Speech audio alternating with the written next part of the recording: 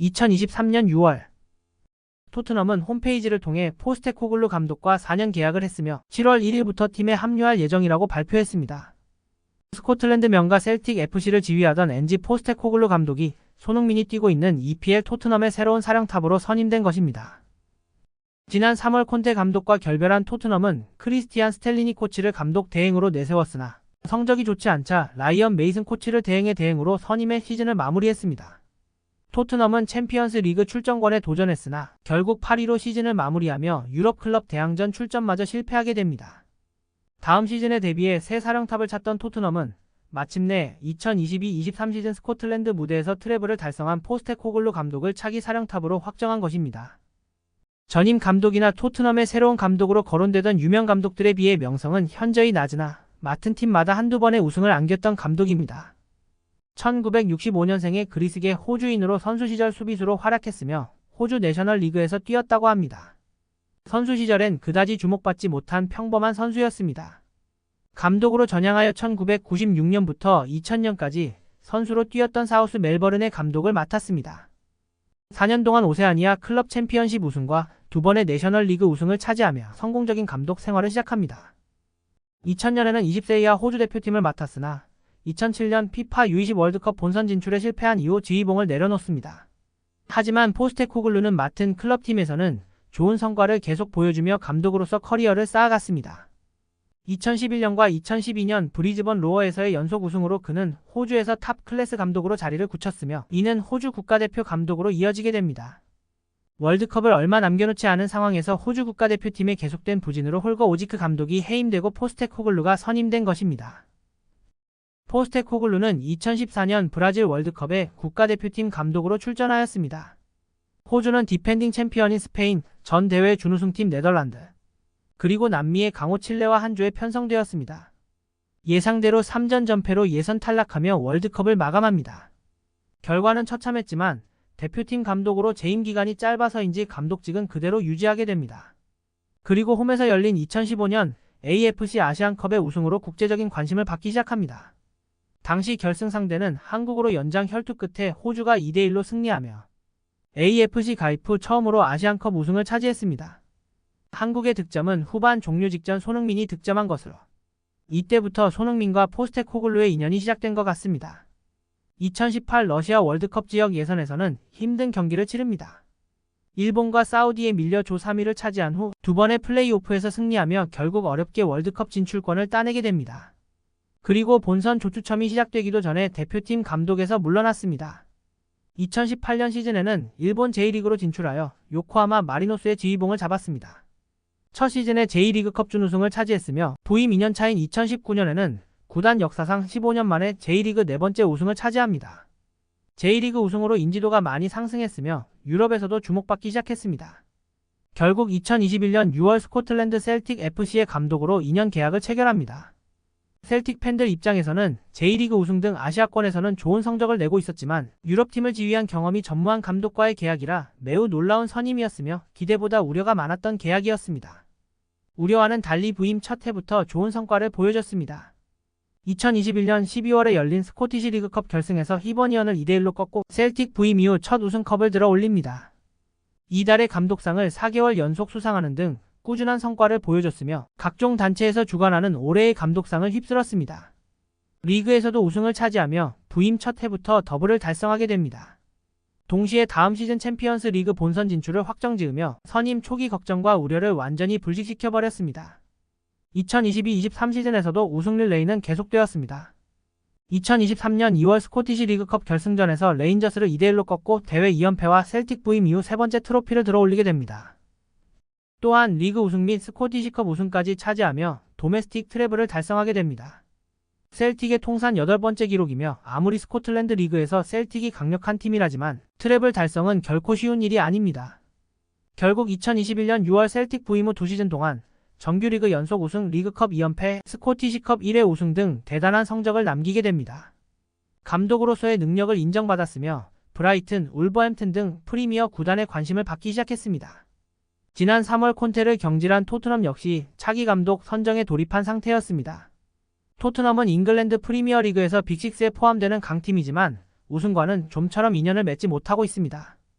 2008년 리그컵 우승이 마지막으로 우승 없이 지나온 세월이 무려 15년을 넘어서고 있었습니다. 무리뉴와 콘테 같은 명장을 영입했으나 우승과는 인연을 맺지 못했습니다.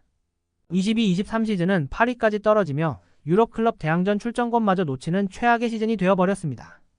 선수들 간의 위화감도 있어 보였고 다니엘 레비 등 구단 수뇌부에 대한 신뢰도 많이 떨어지는 등 전체적으로 위기에 직면한 모습이었습니다. 이런 상황에서 스코틀랜드 리그 출신의 포스테코글루가 감독으로 선임된 것입니다. 전임 감독이었던 무리뉴나 콘테, 그리고 차기 감독으로 거론되던 감독들의 명성에 비해 인지도가 너무 떨어졌기에 토트넘 팬들은 많은 실망을 할 수밖에 없었습니다. 스코틀랜드 리그에서 좋은 성적을 냈다 하더라도 프리미어 리그와의 수준차가 존재하는 것이 사실입니다.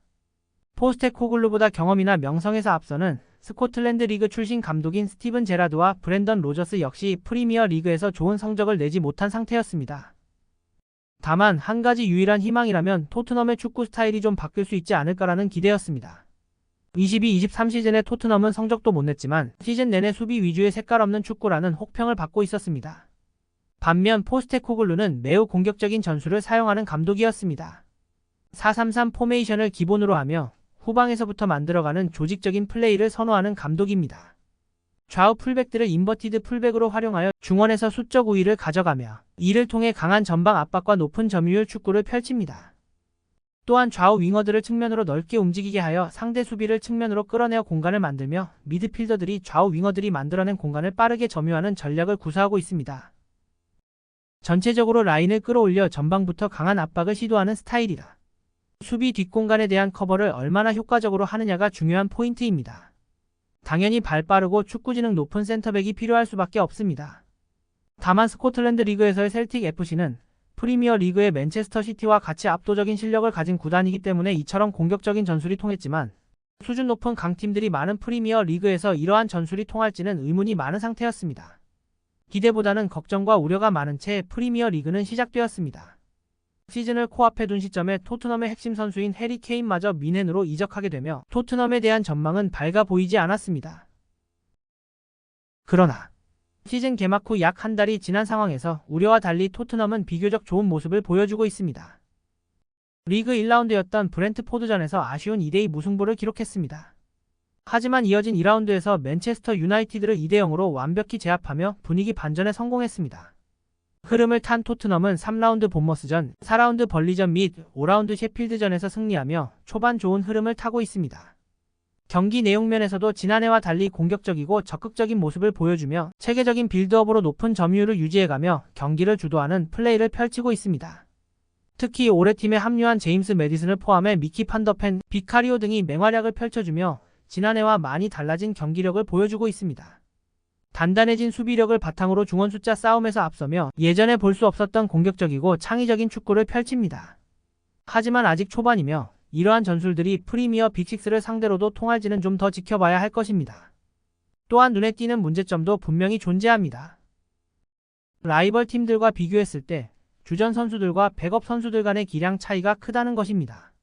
주전 선수들의 체력이 떨어지는 시점에 토트넘은 큰 고비를 맞지 않을까 우려되는 부분입니다.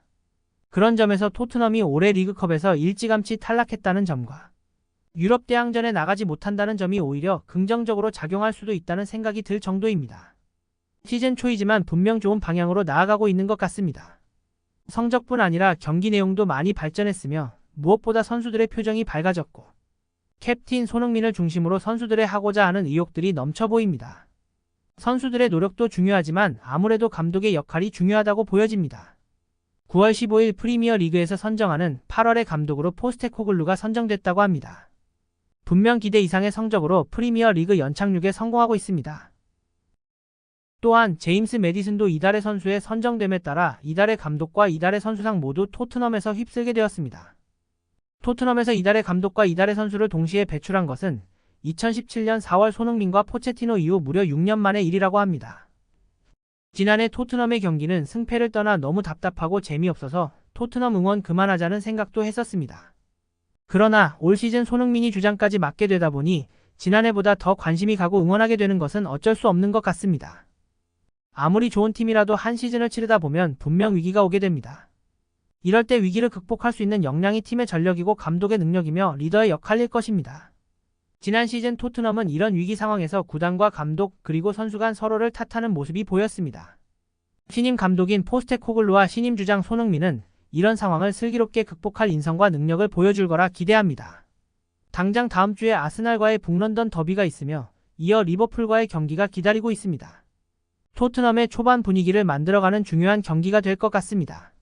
좋은 결과를 기대하며 올 시즌 토트넘과 손흥민의 선전을 기대합니다.